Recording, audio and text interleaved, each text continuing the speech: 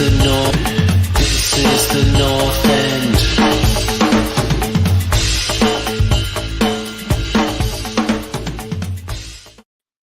Hello and welcome to another great episode of the North End podcast. I know you're thinking, where has the mundane and very boring Brian Ireland gone? Well, thankfully, we've given him a break. He's gone on a nice holiday somewhere where it's snowing. I don't think it is. I think it's actually all sunny. It's real nice. But he's having a great time. And we wanted to do this special. I've not been here for a while. Traveling and living out of a bag is not as fun as it sounds. But I'm so excited to be back this week. And we're going to be talking all things Aston Villa, as really I think we should be doing every single week and every single day. And I am honoured, blessed, you could even say, to be joined by the man himself. The man, the myth, the legend, the guy who knows more about football than he should as an American. I will definitely say that. JP always impresses me. And really the most delicious neck on the podcast, ladies and gentlemen, JP California. JP, great to have you, buddy. Thank you. Yes, I regularly get walked up to late at night by vampires asking for a quick bite, and I have to keep telling them no, like this needs to stay whole. So and there's no way they get through that. They'd break their teeth and die. It'd be game over. It's I think it's honestly from playing soccer at such a young age and just getting up and getting in there in the box, because it's pretty hefty. It's pretty massive to it. So look at this. It's got some girth, as some people would say. Your girlfriend's a lucky woman. She's a lucky woman. Well, JP, listen, thank you so much for joining me, man. We got together just a couple of weeks ago. We actually meet up in San Diego. That was fantastic. I'm glad that we're back on the podcast talking the thing that we love the most, Aston Villa. So we've got a lot to get through. There's been a lot of news for Villa the last couple of weeks. Obviously, a lot of great transfers coming in. I think Villa, the most impressive team straight out the gates, I'd say, to start. We have seen other teams catch up, a couple other teams, let's say a Spurs, but it's very Spursy, and I feel that Spurs will still shit the bed. But we have seen some very interesting things for Aston Villa. Coutinho and an unbelievable signing, some incredible backup, a great defensive midfielder. But then recently we get a bit of news about changes to Villa in more ways than just players. We've started hearing rumors about changes to things that are iconically Villa, and that is things like the stadium. And that is also things like the badge. So I think, JP, let's start with the badge. So if anyone's joining us, listening, watching live, and doesn't know anything about this, we will get into it. But for now, let's just... up. Do we have a banner? Yeah, we got. There you go. There you go. Hit the like button. Get that like button. Exactly. And if you don't, you're dead to us. Yeah. So JP, let's start, obviously, because people are now following us on Instagram, Twitter, and of course here at the YouTube of the North End podcast. But let's hide that for a minute and let's talk current. So this is the current Villa logo, Villa badge, our crest. It's a beauty. It's very modernized from what it once was. Obviously, some people hark back to the old 80s design. They really love the circular design. I'm a huge fan of this. For me, this is the Villa that I have most of a connection with. It's the Villa that is kind of mid 2000s onwards. I can see kind of the shirts. I can see the players. Like, I love it. JP, what do you make of our current badge? I quite like the shield and badge. I don't feel that many clubs in England really have this type of setup. Yeah, you just got to move your head to the side and then it looks pretty professional. I like it. I see some of the criticism that people have. It doesn't say Aston Villa on it, and I recognize that. But I got this one tattooed on me, so I can't go just changing my tattoo. So I really do like the shield and crest. But I understand there's a lot of support for the circular design that's coming out. It really harps back to these great years in the 80s and a League Cup win and a Champions League win, the Kings of Europe. And this one, for some fans, really ties back to the Lerner days. And people look at the Lerner days and they just see like 5 years of mediocrity, 5 years of just sitting at the bottom of the table, going down. But was not for fun. Me. There was 5 years of terribleness, and there was also like 4 or 5 years of really good shit. Top 6 3 times with Martin O'Neill, just a badge to me that represents something. And when fans look at this in the States, they do know, Aston Villa, even if they're a mild EPL fan, they know who this is. So I feel like rebranding is unlike a lot of people who are doing podcasts and saying, oh, we got to go back to the circular one. I do feel like this one has a bit of a following. But I understand a lot of fans want the circular one because of the history behind that. And I truly do get that. I like them both, but I like this one a little bit more for myself. Yeah, no, I'd have to agree. I do love this. As I said, it harks back to I think my favorite time as a Villa fan. I wasn't someone like Brett or some of the other supporters club members who was at games. My family weren't Villa fans. My mum was an Irish immigrant and really didn't follow football. My dad was a rugby player. My uncle was a rugby player. So, I played that sport, but football was always my number one since I was a young lad. And, it was only in the later years I started going up to a lot more Villa games. And for me, this is really where I was really following the team. Early 2000s, the O'Neill years, as you said, obviously the not O'Neill years, some of the nonsense that we had. I did write a defense piece for Randy Lerner once because he gave us a lot of money, Randy Lerner. I'll always preface that. I think he tried. I think what was happening was the club wasn't set up for success. I think what we see now is really great team management and, a great behind the scenes team and people working together. So there's a lot of memories I have about that time. Obviously, not just the bad ones, but I do love this badge. I think it looks great on a shirt. I think it stands out. And that is kind of where we're at. But we are moving on. There's talk. So, out with the old. There it goes. Now, there's been a lot of rumors. There's been some really funny ones. There's been a lot of people shouting for the circular badge. There's some people harking designs back to similar that 1982 kind of, European Cup champions, that kind of time. But this is the one that has been getting most of the rounds. So, JP, you and I have been looking at this. I have seen this in a number of spots, and I know that you're a big man on Twitter, and I know you've been following this and seeing this a lot. So, JP, what do you make of this new one? Because first instance, I like this. I think it's got that rich kind of claret that is so important with the Villa. I think the blues really stand out nicely. And I love that the line has gone back to that beautiful, classy gold and all, the Villa 1874. Everything looks really classy. JP, what do you make of this? I really do like this one. And I'm not trying to be like a wishy-washy. Well, you said you like the old one. Yeah, but I can still like the new ones too. I love that it says Aston Villa Football Club. I love that it has 1874 in it. I love that it still has the star because some of those don't have the star. And I think if you're a team that's won the European Championship like that, you have to have the star. What's the fucking point of winning it if you're not going to put that on your jersey and kind of respect 100%. That tradition? I love the lion on this one. I feel it's really classy, really elegant. I feel like the lines and the crispness of the lion look really good. I would not be against any of these. I will say when I first started buying jerseys, they had the logo on there. It was kind of like the pad. It almost like the glue on sticky that was just kind of crap. And the Luke Roper one, which many Villa fans will say is the best jersey in the last 20 years, had that hard rubber patch that I freaking love. And I feel like if you did something like this, it might be a little difficult to put that kind of rubber patch behind it all. But as long as you can get something pretty similar to that, I would love to take it. I do like the checkered claret in the background quite a bit. I like the blue and gold ring. Look. It's a very classy look. The one thing they keep talking about is commercializing the club. And I don't know if you can make this logo into something that can be on the screen for a match. Whereas our current one, which you see down in the bottom of the corner, that can be shrunken and put in there because there's not a lot of words. The white star just gets shrunk to almost a dot. You can do that. It would be a little harder for this one. Yeah, I agree, but I don't think that's a reason why it couldn't be. I think you could just do a different version of this. I think it wouldn't have to be one size fits all. This, I can see this on a lot of the, the team wear, as we're seeing from the, a lot of the leaks, and we're not sure exactly what's real and what's not real. We just saw the training gear has been released. A lot of talk about it being copy and paste, obviously, from our previous sponsor, just with a Castor logo on it. And I have to agree. And yet, 20-25% more expensive. But I do like this. And I think what we loved about the Luke Roper collaboration for that top was it just looked good. It looked classy.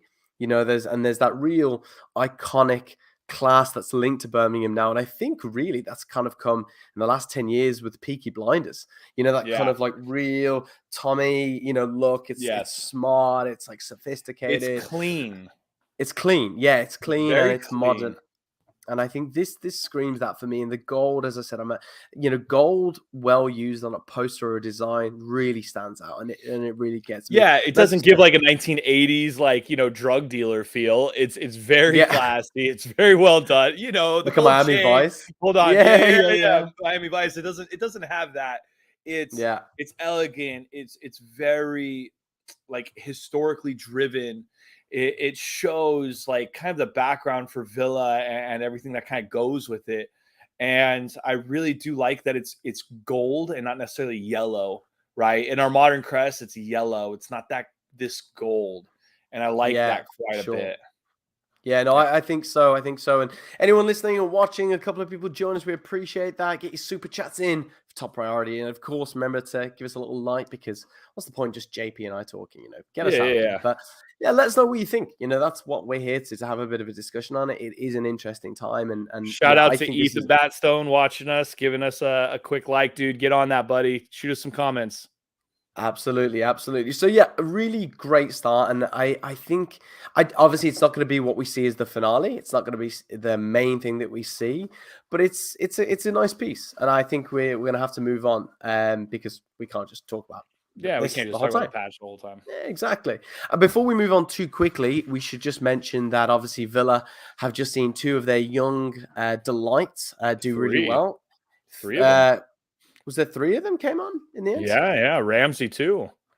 Yeah, Ramsey scored. I know Carney scored. So that was Carney really, and Ramsey all played. Yeah, and they're all on the bench previous to that. So I'm glad. So if anyone's not following, England under-19s have just beaten Israel 3-1. I think going on to the finals. I believe this is the semis, or was it the final? This is the finals. They're showing trophies, dude. Twitter being after it. And Chuka Menga is still yet to sign a contract. Hopefully we get that sorted. Hopefully we get it sorted, or he makes a decision early on and we can, get a few million from him, put him to a club that will put him to good use and help him grow. There's been a lot of talk of Barcelona. Now, I don't know if that's a great move for him, but I think there's also talk with Borussia Dortmund, and that's a club that is notorious for making young players into professionals at a high level. Of course. Villa, do it smart. Make sure you have a signing on fee. Make sure you have a first buyback fee, all that shit. Sell on and first buyback are the ones I'd want. Remember how scared we were that Dougie was going to fall to that with Man City chasing him, and then he didn't. And now, to be honest, I'm in the fence that I wouldn't mind seeing him out the door at the moment, just because I think we can sign other options with the money. Are we talking about Dougie, or are we talking about Chukwuemeka? Dougie. Yeah, just moved on to Dougie very quickly. But I not that if he's there next season, love him, think he's great. I just think I feel. I don't know. I felt a lot of his play recently. A lot of the conversation. I just get a sense that maybe he wouldn't mind a new challenge. But anyways, it seems like a lot of the whispers are that he wants a new challenge. I think it's very clear when he played in the number 8 role, which he really does prefer. He did much better. I mean, he got 2 or 3 assists and 2 or 3 goals in the last 15 matches when he was playing around there, and I think he's a real talent. I hope he stays. I hope he signs a new contract. But if he doesn't sign a new contract, Villa have to be smart, and we got to let him go and get what we can out of him right now to reinvest into the squad for a top level number 8.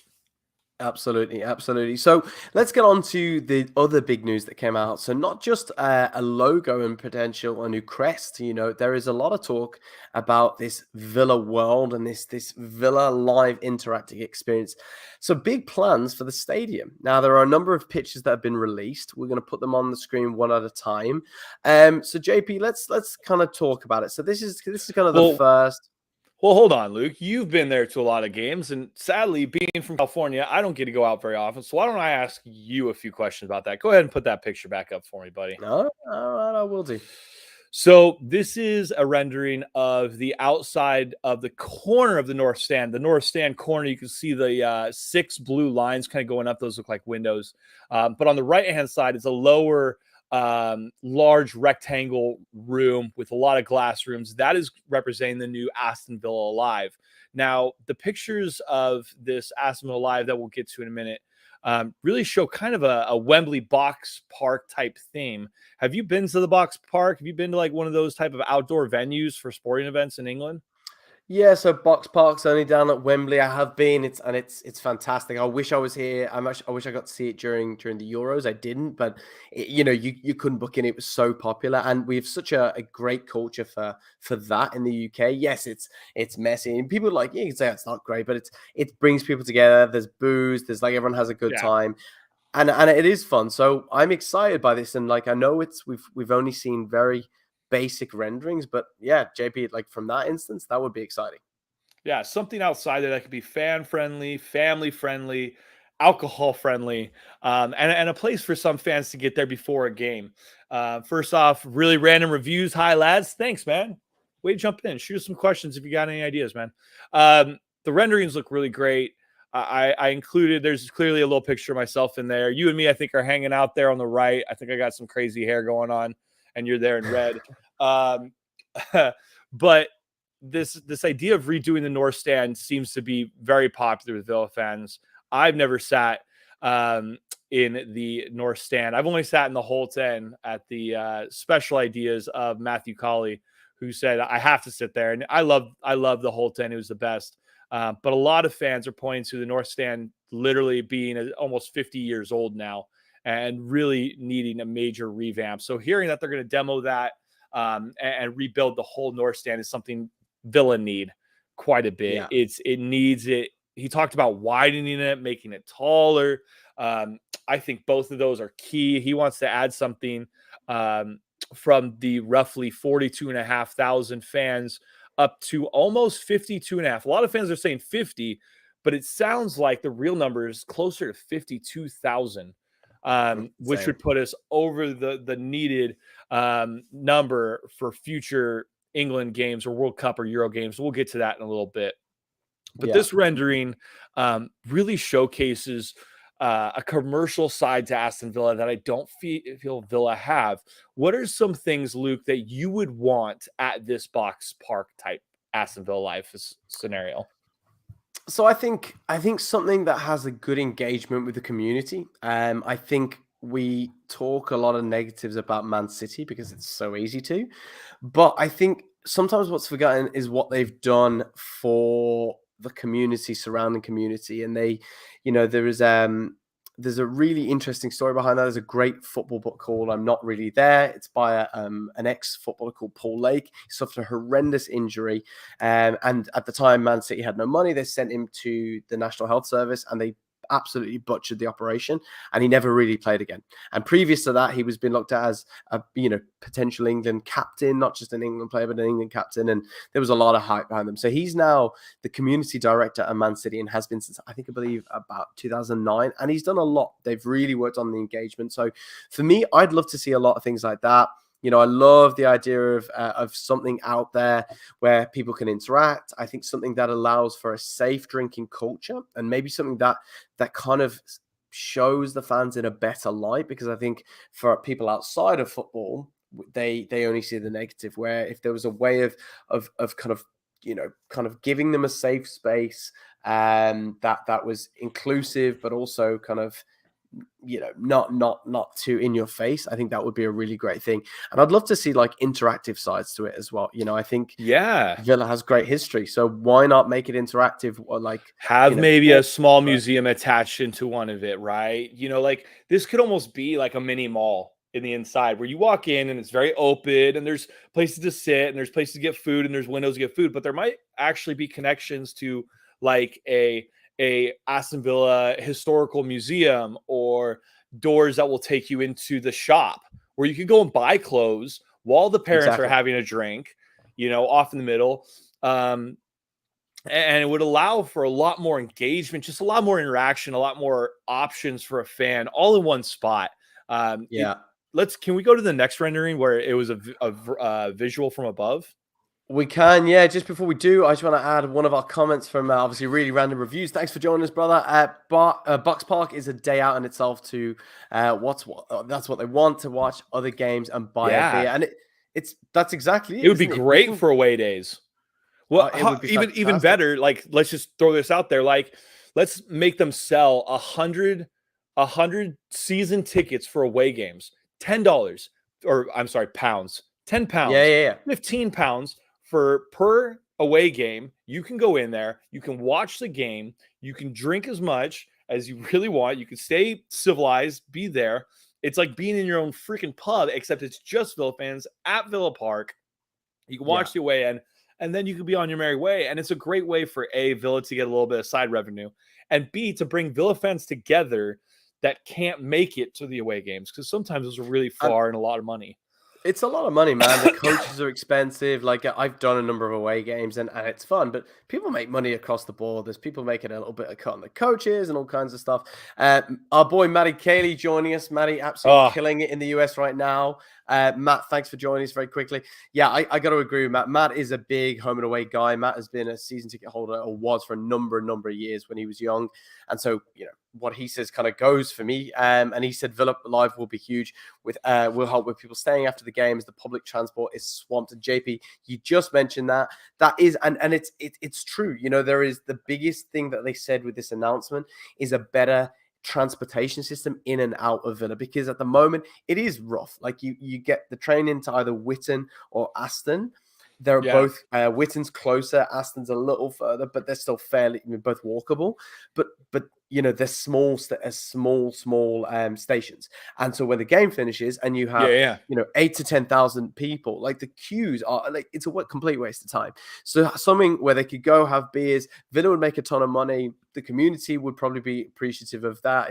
It's really, really good to see. So yeah, I think it's fantastic. Let's move on to the second. Hold on, I just got to bring up one thing of the public transport.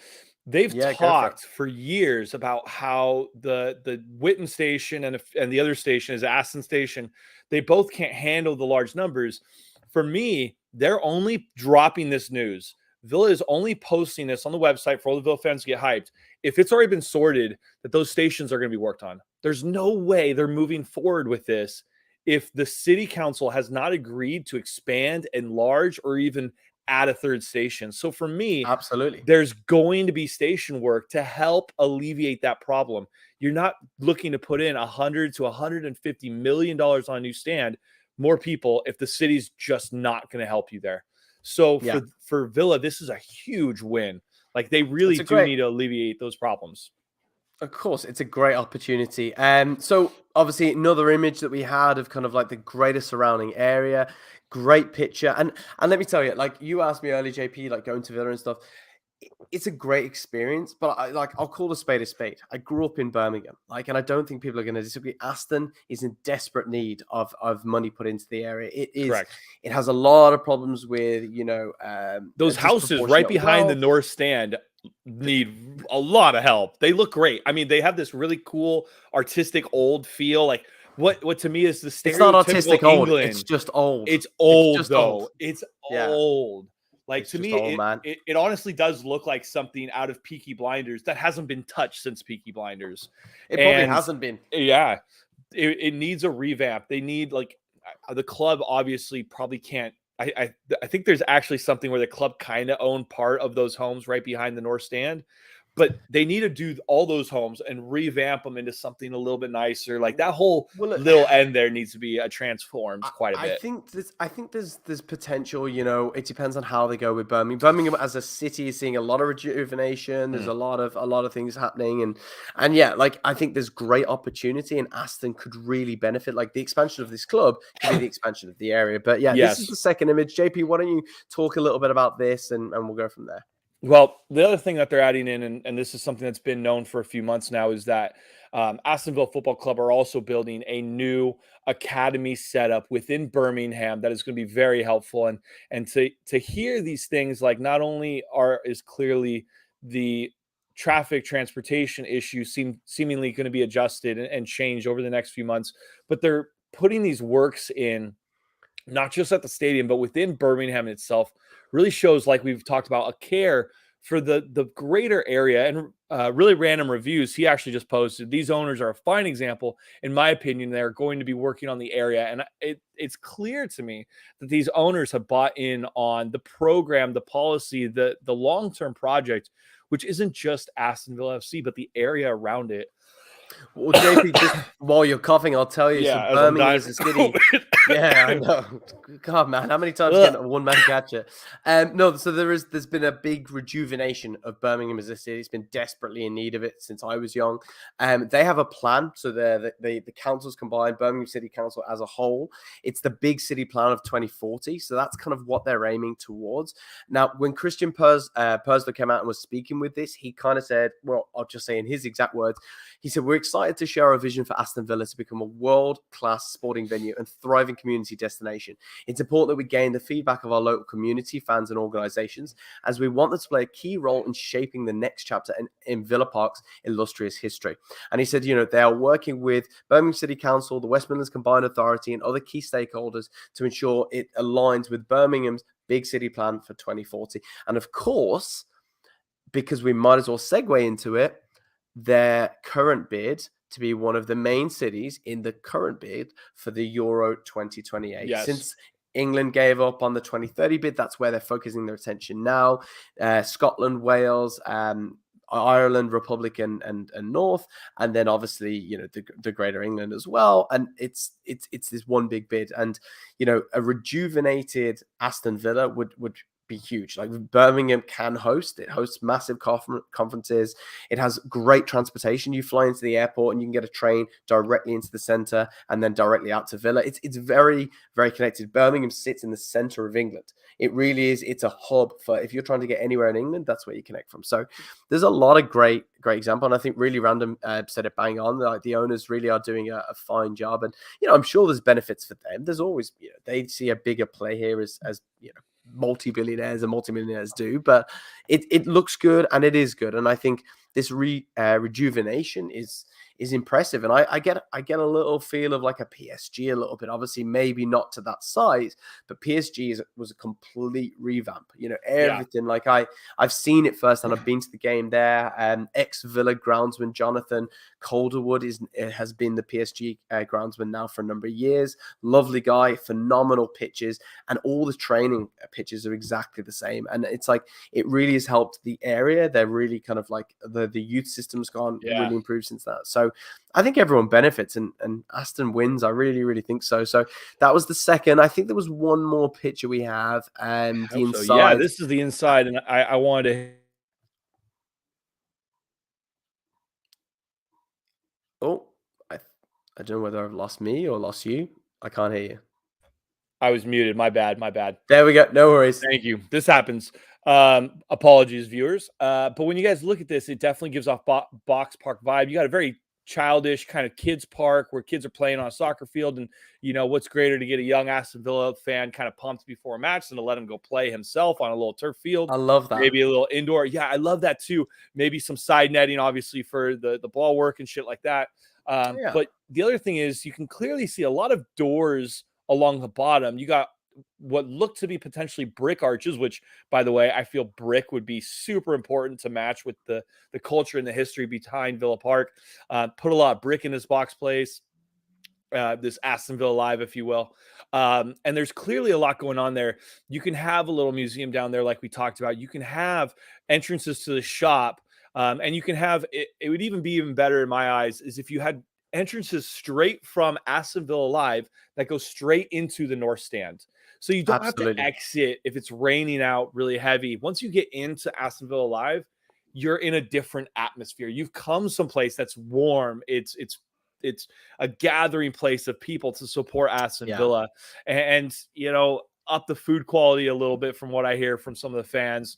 But I'm just really digging this vibe of this picture right here. It gives me like almost a modern mall type feel to it, but just something that's focused on Aston Villa.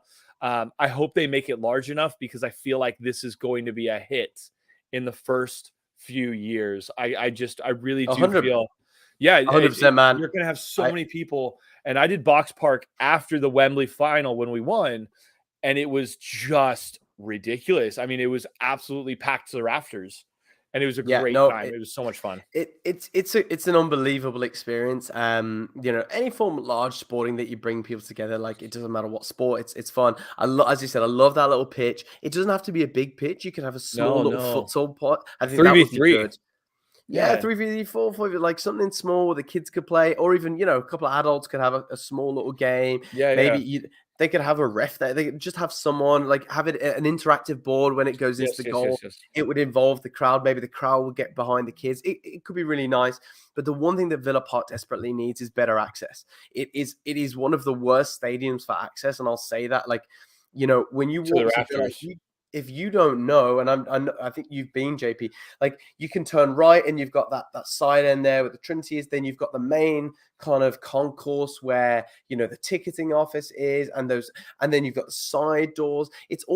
You're walking along that side road, and it's just a mess. So I think what you said is absolutely spot on. The interior, play homage to what Birmingham is known for: home of steel, home of many of the best fortifications and foundations of building in the UK. It all came out of Birmingham. Do right by those traditions and get it in there. And what I'd love to see, JP, I think would be really cool is massive interactive screens all around the stadium, and what you could do, one thing that is really blowing up, we know it's blowing up, esports. It's massive. It's really, really successful. Why not have an esports? It would just blow up there. Imagine that. And the local community, the kids could come down. You can have weekly tournaments, FIFA tournaments down there. Aston has a big problem with keeping youths out of trouble. Not just Birmingham as a whole, but Aston unfortunately is one of the higher percentiles. And do right by the community. Set this up for success. And outside of the games on the the Wednesday nights or the Saturdays or the Sundays or wherever they might be, get this interactive week long. Have those boxes available for rental, for communities, for outreach. Get the young kids down here. I just love it, man. I couldn't agree more. Do we have another slide about the north end, about the north stand? No, I don't think we do, unfortunately. Okay, so we're missing one. There was another slide that was dropped, and it's a side picture of the north stand, and it gives a lot. And the Really Random Review poster just posted a really good one. Also, rent for concerts and using the venue at night for occasions. I think that's great. Yeah, he's bang on. Yeah, I mean, you're really on it, really. I call him really, but just really random. You're really on it. One of the other things that I want to bring up, I know you got a picture of this, but I hope the north stand decides that they're going to include some standing sections. For sure. Yes. Can we bring that picture real quick? We can. And JP, I'll let you touch on this because you and I get out of the way, and we'll just disappear for a second. We'll put this up for a quick second. But this is Celtic FC and their brand new standing section in one of the corners of their stadium.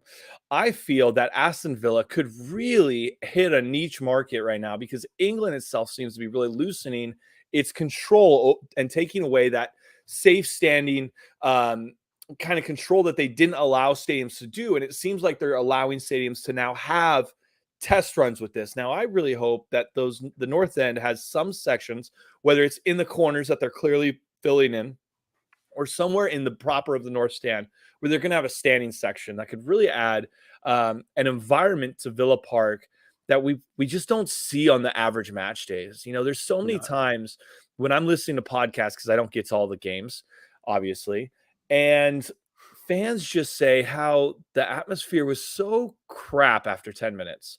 Like the Villa fans just sit down and that's kind of it for them until a goal's scored or until they get kind of up on their feet for something.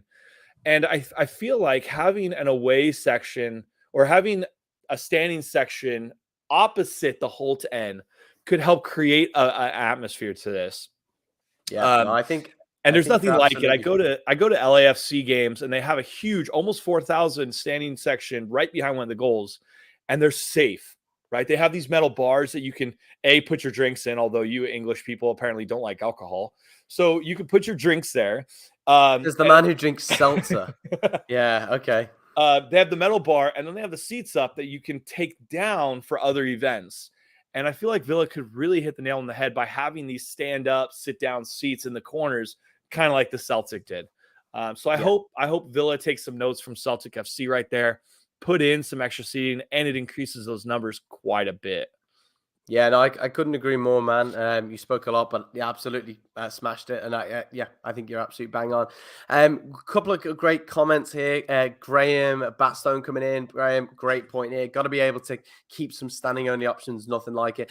I've experienced standing before in a stadium. I can't remember where it was, but it was very interesting. And I tell you what, done safely, because that's the thing. Obviously, It when has to you be think safe, right? standing, there is these awful old memories of old English stadiums where the capacity maybe was 20,000 and you had 60,000. And we know about, Hillsborough. We know about all these times that have gone wrong. A lot in Latin America where things break. It's all kinds of worry. But as you said, if you do it properly, do it safely, I think it's definitely something that I'd like to see. And I really like this comment as well from Really Random again. Put the away fans up in the corner like Newcastle. Yeah, I think get them completely out of the way, or just out of the stadium, full stop. Why bring the quality down by putting Well, the Newcastle good thing fans is half the opponents that even come to Villa, they don't even seem to have the heart to be there. They Man U fans and Chelsea fans, and especially Birmingham City fans, they don't even really talk while they're there. It's really sad. So we probably don't need to increase their section at all. If anything, we could probably decrease their section a little bit. But speaking of increasing the section, there was a great podcast put on by the Claret and Blue podcast. If you guys haven't listened to it, we're not a podcast that hates on other ones. Go check them out. They did an interesting one. Oh, okay, that's new. But they did one where they brought in a physically handicapped person, and they talked about how Villa is actually in the bottom 3 for accommodation to physically handicapped people. And they say there's only about 90 to 100 handicap available seating for fans on game day. And not only is it difficult to get to those seats, but sometimes there's not even enough seats for them. Like, there's a long waiting list for those. So I hope Villa do right by all Villa fans and include double that amount. Make it 200-300 handicap around the stadium for Villa fans. And I really do believe Villa will hopefully be looking into this to correct this issue, because it's, as someone who could get to games but can't because I'm so far away, it does make me a little sad to hear about that some fans struggle to get to games where they live so close, So I hope we can fix that. Yeah, I have to agree. It's a really good point. It is an issue that we need to correct at Villa. The accessibility is a massive problem. And as I said, away days, part of the thing that make you and I fans is that we're not there. I was in Toronto 6 years, and it was only a year and a half, 2 years before I found about the supporters club, the Toronto Lions. Fair play, just hosted an incredible North End meetup, raising, I forget the total amount. I think it was 23, 26, something like that. Yeah, it was insane, absolutely insane. So well done to everyone who donated to the auction and raised that incredible money for Acorns. It's great, but meeting these guys, and we meet most weeks, and you're hanging out your ass a little bit. You're like, oh God, I drank too much, as I'm sure you've been through, JP. Now, I will say we're Eastern, so it's not as brutal for us. You're an absolute trooper getting up at 7 a.m. It's a 10 o'clock start for us. It's beautiful. You get up, you grab a coffee, you walk down. God, you have some what food. I'd give. Oh man, we'll get you on it. We'll get you on it. It's great fun. But this, you could have that attitude with that setup. So I think it's fantastic, and I couldn't agree more, especially with what you said about giving better disability access, because it's wrong. You only need to know one person with a physical disability to know that that's not right, and that needs to change. So I'm sure they will lean into that, and over the next, I believe, from about the 28th of June. Actually, let me just get the date up so I know 100%. I think it was the 28th, maybe it was the 29th. Yeah, so from the 28th of June, so for a 4-week period, Villa are going to be running these pre-planning application consultation meetups for the community. They're going to be community drop-in sessions for people, local residents, businesses to have their say. So I'm sure that will get highlighted. So I'm excited to see it, and I really hope. JP, before we go, 2 little things I want to mention just really quickly. Matty threw it up in the comments. Hold on, I know where you're going with this. Let's just do a quick revamp of the things that we want to make sure we see in the new Villa Park. Obviously, a friend, family, everything, Aston Villa free live zone to really promote Aston Villa and get people there early on and even post match. better transportation, Aston Villa. We know you guys got this on lock because you wouldn't be doing this without it. Hopefully a standing section. Better disabilities. So there's just a few things, 5 things that we're looking to hopefully see in this new setup. And I'm sure Villa's going to hit it on the head with the new North Stand. And I can't wait. And just to finally top off the North Stand discussion, I hope there is going to be a little look at maybe renaming it to something a little bit more honorable. Some people say like the Ron Saunders, the class of 82. I don't know. It could be a whole list of things that could be a new name, but I feel like with the new stand could come a new name at the right time to just bring in this new era at Aston Villa. So wrapping that up. No, I think I like that. Name it after a legend. We could have maybe a gathering of fans, put it out there to the fans across the world. You can have a legendary name, Habib Bey or Juan Pablo Angel. Get Angel. I'd love to see the Juan Pablo Angel stand. That is and we could trick foreigners into thinking that we're very exotic here in Birmingham. So I like that. I like the Saunders stand. I like this. I think Saunders stand kind of has a ring to it. Yeah, no, that's I like that. I like that. Yeah, Ron Hunter's heard it was high on the list. So there you go. It's really random saying definitely. Maddie made an interesting comment. We'll just touch on this before we go. I want to wrap this fairly soon. Matt threw this out earlier on. I didn't know. This is something I've just confirmed it is true. So Andrea Balletti, obviously big part of the Italian team that was successful in the Euros 2020 there, last 2021, is now without a club. He is available. He was at Torino, I believe, last, and he's looking for a new club. He's he's a fairly large attacking forward. He's about 6 foot tall. Yeah, he's pretty prolific. He's not good bad. Size.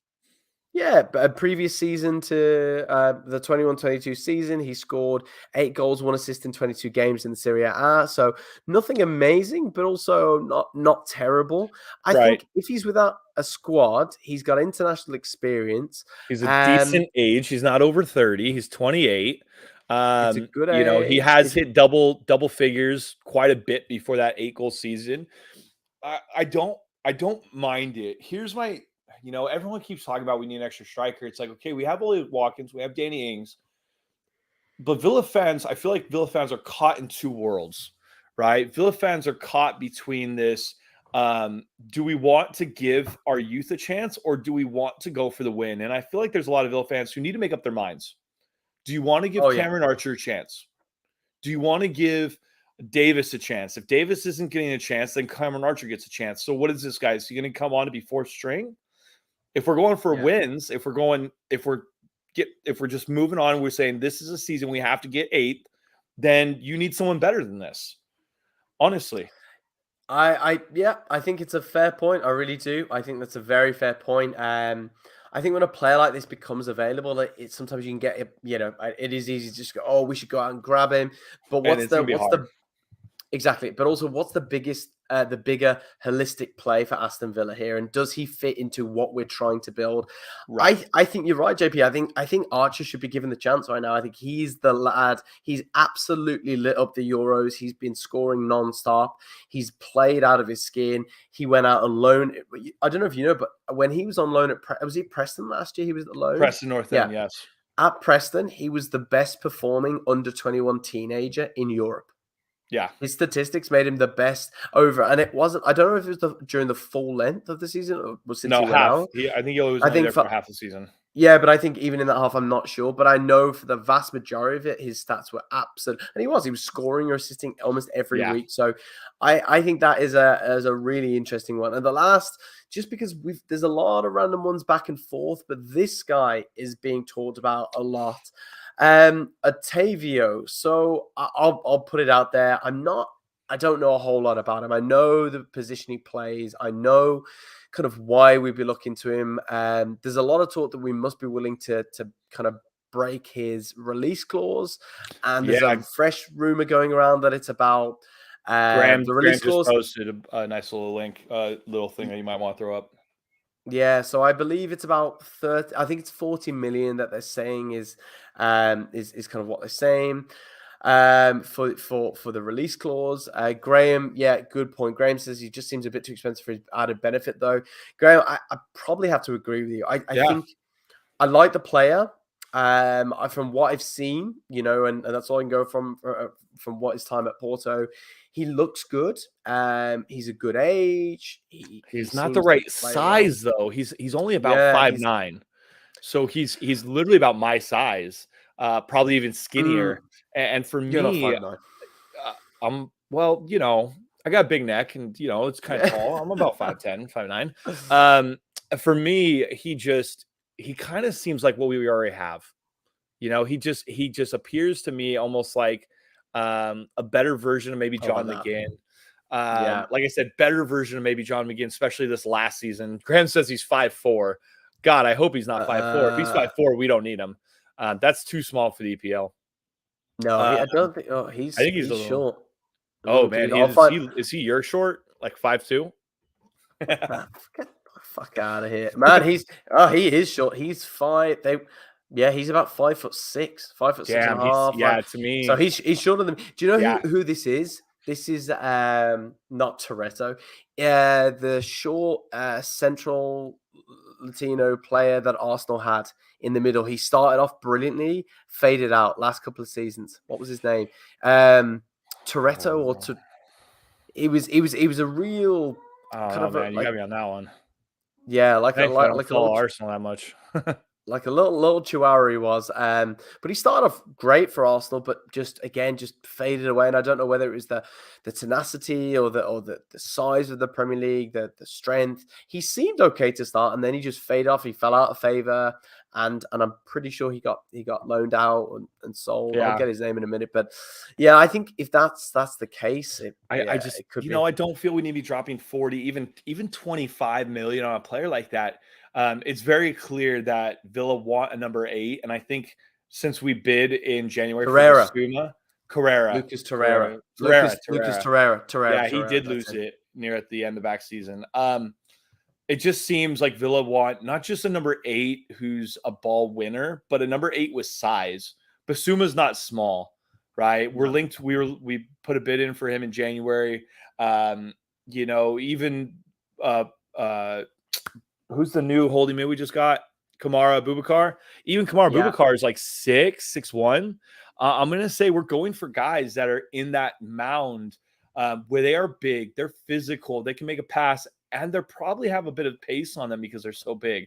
I like the more recent link that we had to the West Ham center mid, Souček.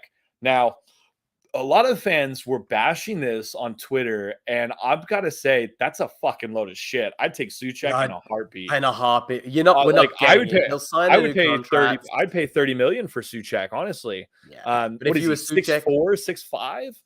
he's a massive. They played. People forgot about these giant, middle Europeans. They pop up in the NBA. They occasionally pop up in the NFL. Right. They exist, and they're big, strong, powerful lads. Like when I was in Toronto, one of the worst teams we saw, there was this Croatian team, and they were great ball players, but they were all so tenacious, and they were dirty, but that's what you need. You need a bit of physicality. And I think at times Villa, like, I love John McGinn. I love how he plays, but I don't think Luis has enough ferocity in him. So yeah, I got to agree. I think it's going to be interesting. And I think I probably agree as well that height makes it a bit of a worrying, but it depends if he's a good ball player. We see what Coutinho can do. I know different player, but then JP, I'd throw back and say, well, look at Kante. Like Kante's what, 5'4", 5'5". He's tiny and he's just incredible. So yeah, but that's I love it. Wickedly fast, right? He's wickedly fast. He has an engine of fucking, I don't know, a tank. He just runs. That guy's just a beast. And while I would take Kante in a heartbeat, we're not looking for that holding mid. We got one in Boubacar. I'm looking, and honestly, I think we're going to break the bank. I think we will break our spending limit going 35, 40 million on a top level number 8 that has some size to him. I wouldn't mind just going into the Bundesliga and finding one of their top level number 8s with some size to him. Yeah, no, I have to agree. I wouldn't mind another centre back. I really wouldn't mind another centre back, and that's actually not because of Mings. No, but that's because of injuries right now. Konza's out, and Courtney Hawes. who I Courtney don't Hall think is only out for, I think they said 4 to 6 weeks. So he's only going to but he be should really be considered 8, anyways, 9. man. We shouldn't be Right. looking at Courtney Hall. He's not good enough. You have you have Carlos, you got Mings, you got Chambers. Honestly, I think you could also pull up one of the youth guys that could fill in quite a bit. So I that gets back to this discussion. Do we want to use youth? Do we want to give Cameron Archer the shot, or do we want to go for proven? I think Archer has to get the shot. I know we're all over the place a little bit with this conversation. I'm going to reel us back in. Last, I'm going to say 2 things. Number 1, to everyone listening, to the amazing fans, to the people that have been joining, Matt, to Brian there, where's our bar? Anyone else who was listening, thank you so much.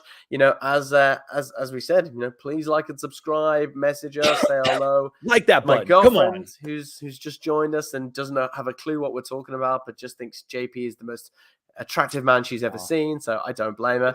It's and also JP accent. We got to say one thing to the 3 beautiful Villa boys that have just won the under-19 championships. Look at them shit, guys. Let's go, Villa.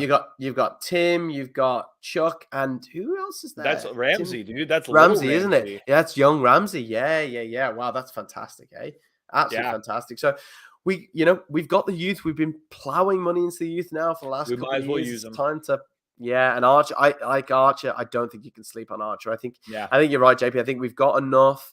I think we go with what we have and we back Archer. Give him at least half the season. And if he's not doing it, get him out. But other than that, guys, thank you so much for joining us here at the North End. Emmy is a big fan of Archer. I love that. There she is, and also a big fan of JP. That's always worrying when your girlfriend is a big fan of the other person on this. Great. Other than that, JP, California. Thanks, Graham. Thanks, really random. Always a pleasure having you on the chat. Thank you for joining us. Ladies and gentlemen, thanks for joining us here on the North End podcast. Remember to like, to subscribe, to throw us a little comment, and to get us on Instagram, get us on Twitter. We're there. We love having a bit of a chat. And if you have any more comments, make sure you post them. Even after this video goes live, if you're rewatching it, let us know, and we will be sure to discuss those comments. So thank you so much, Graham. One love to you as well, my friend. Ladies and gentlemen, thanks for joining us. Up the Villa, like boys. Always, we will see you again soon.